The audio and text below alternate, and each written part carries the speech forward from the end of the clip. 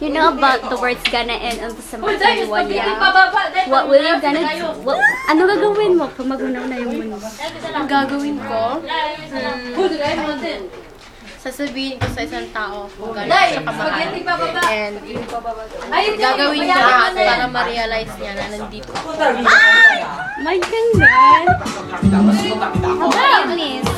You know about the words gonna end on November 21, yeah? I don't believe it. So what would you, anong gagawin mo? Mamahalin ko at magpapatawad ako sa mga... Huwag kang magulo! Magpapatawad ako sa mga nasaktan. Mga kaibigan lang ngayon, di ba? How about you, Miss? Ano yung tanong, ma'am? Anong gagawin mo pag magunaw na yung mundo? Uuwi ako sa Pilipinas. Magpapakasal ako sa boyfriend ko, si Ralph Nubatan. Oh my God, i-post laban ako sa FB! Wala ka na! About you, Mister, bakit ang lungkot-lungkot mo, Yes? sis? Wait lang. Hindi ako prepared. Nagulat ako, sorry. What's your question? Ano na? What will you gonna do if the world's gonna end on November? Oh, no, not November, December 21. Ano gagawin mo pag magunaw na ang mundo? What I would do is,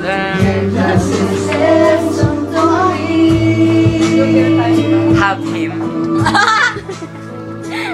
Wag ka nga ingitera! Bakit? Kapag kayong dalawa, ayaw nyo? Ikaw, anong gagawin mo pag magunaw na yung mundo? Whatever. I don't care about Wala kang pakialam.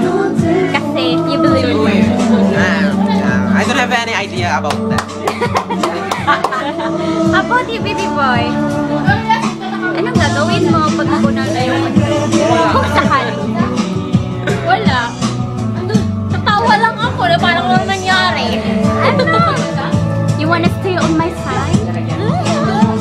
How about you, Miss Pretty Girl?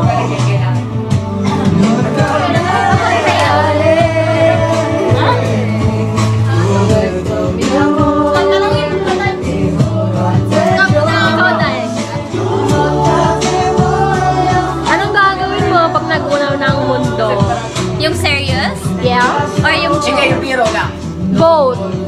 Yung serious ko, uwi ako ng Pilipinas, tapos in-hug ko yung lolo ko. Tapos, yung joke, hindi ko naman hindi joke lang. Hindi naman ako naniwala na magugunaw na yung mundo. Kasi I believe in God. Kasi makikita ka kami sa March. Ayoko pa magunaw yung mundo. Yeah. Really? Yun lang.